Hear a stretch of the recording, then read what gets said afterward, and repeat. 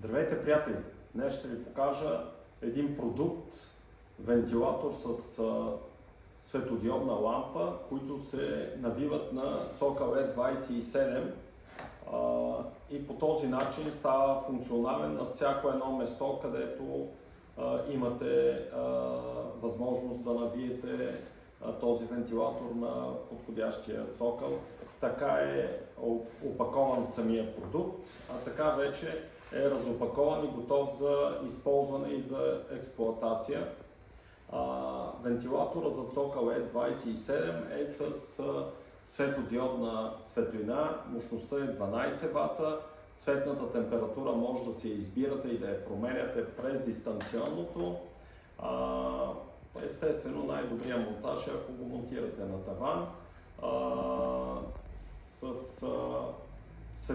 850 лумена е светлинния поток, който може да постигнете. 2300 кубика в час е въздушния поток, който може да постигнете. 15 000 часа е експлоатационният живот на този продукт, зададени от производителя. Може да се бъде управляван с дистанционно управление. Дистанционното управление можете да включвате, да изключвате светлината, да регулирате, да димирате от 30 до 100%. В момента ще намаля светлината. Можете да избирате дали студена светлина, дневна светлина или топла светлина. Можете да запаметявате тези настройки и да си ги включвате след това. Можете да управлявате вентилатора от дистанционното. В момента включвам в режим, който съм задал.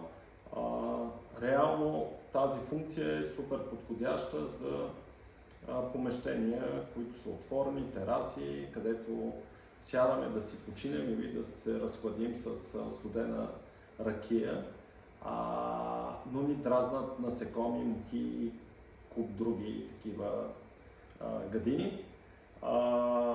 Имаме възможност през дистанционното да въвеждаме нощен режим на работа, пълна светлина, пълна мощност на вентилатора и зададени предварително по-кратки, такива по-ниски обороти.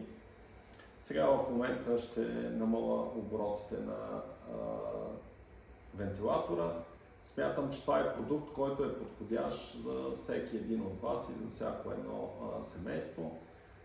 Цената на този продукт е изключително атрактивна. Проверете в нашия сайт или се обадете, за да получите и да се убедите в тази атрактивна цена. Очаквайте от нас нови летни предложения. Благодаря ви много и до скоро!